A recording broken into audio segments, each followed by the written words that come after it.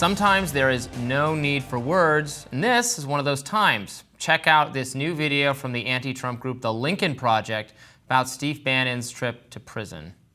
Hey, Steve. A wise man once said, kick someone's the first day or become someone's Of course, you may run into some problems on both of those fronts. First of all, you look about as intimidating as a butterfly fart, so kicking anyone's ass will probably result in becoming someone's anyway. Of course, then comes the problem that you've clearly let yourself go for, well, I guess you've always looked that way, haven't you? Either way, you should probably explore some more options. We humbly recommend you check out the skinheads. They're organized, their haircuts are easy, and there's a really solid chance you all agree on just about everything. And look, we all get it. This is a big interruption in the election season, and you're barely gonna have time to plan your next coup. But try to take some time to reflect on things, okay? We'll be here waiting when you get out.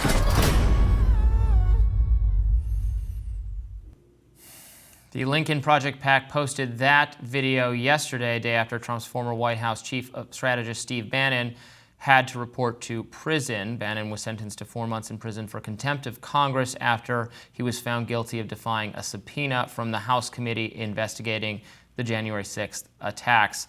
A truly despicable video, in my view, and in the views of, I'm not alone in thinking this, that was generally the reaction on social media. I don't know why they think it's funny to make light of the reality of prison sexual abuse. Just atrocious video. Yeah, I mean, who can forget the famous time Abraham Lincoln hoped his opponents got sexually assaulted in jail? Jesus. I mean, who is this ad for, is my question. And I'll expand that out to who is the Lincoln Project for? I mean, they raised tens of millions of dollars arguing that they were going to flip college-educated Republicans, independents, and Trump skeptics. The data doesn't bear that out. Trump consolidated Republicans in 2020, even though he lost. And they spent a bunch of money in my town of New York putting an ad against Donald Trump on a billboard in Times Square. Not exactly the most competitive district in America. I mean, this is largely stuff that's being used to take Democrats and progressives' money and then play it back to them. Absolutely. It's absolutely that. And I can't believe, honestly, that they're still taken seriously on cable news. You know, they're Steve Schmidt, what are the other guys' names? Rick Wilson, George Conway. Those people are still regular figures on with Joyanne Reid on MSNBC and in other places. You know, so these are Republican operatives. Steve Schmidt was the head of the McCain campaign. Yeah, he's been denounced by Meghan McCain and everyone else, formerly affiliated with that campaign.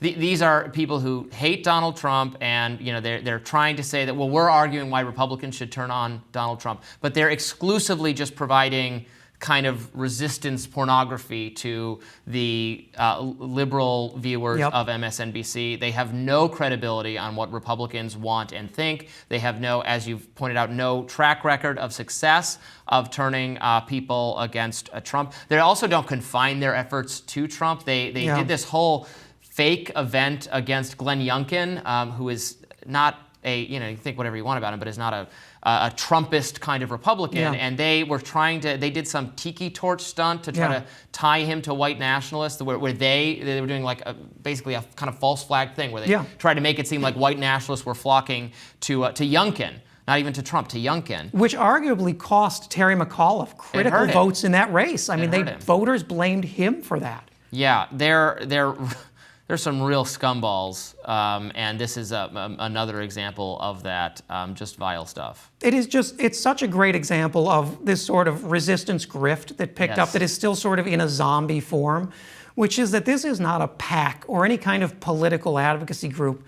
The Lincoln Project is a media company. They produce television podcasts, they produce newsletters that reach out to the faithful, the already converted, and persuade them that everything they believe is correct.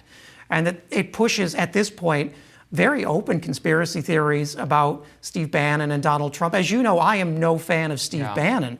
Neither am I. But some of this is excessive to the point that it actually diminishes the real horrific things this man believes. Yeah, and I think it's so important to call out grifting on both sides. This absolutely happens in Republican fundraising circles as well. The whole, the zombie stop the steal kind of effort.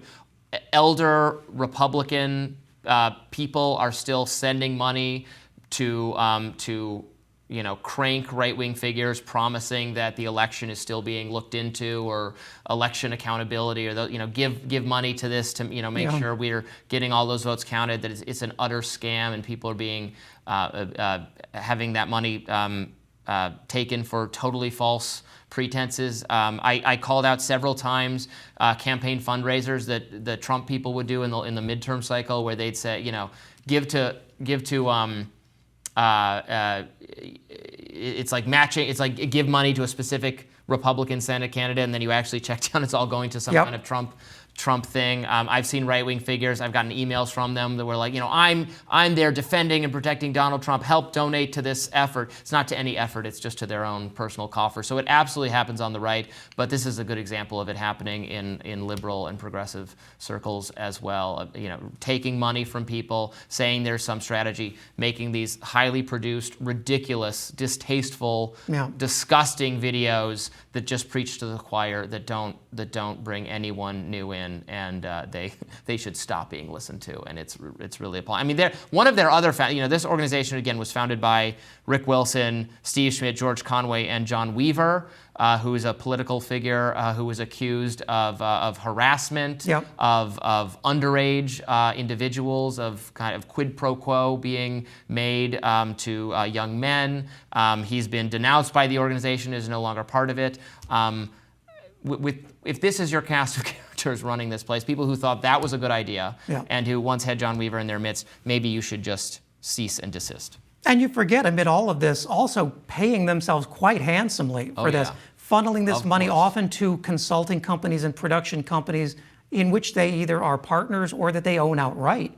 I mean, this is, to me, one of the biggest reasons why a record number of voters have checked out of the process and say that they're just disgusted with it, is because you see this, as much as politics has opposed this Trump MAGA grifting scam, they've realized that it's actually very profitable. And we've started to see these similar bones of these scams pop up on the left as well.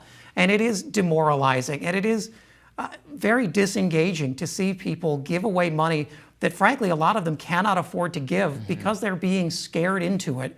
And then the result is an ad that's going to play on Twitter for a weekend, that's going to be viewed by 98% Democratic voters who have already made up their mind. And it's funny that they act like they don't want Donald Trump to be president again. It would be the best thing for them, financially speaking. They would be raking in the money if he does actually win the presidency again, as he currently looks a little bit likely to do. But still a lot of news to come. More Rising right after this.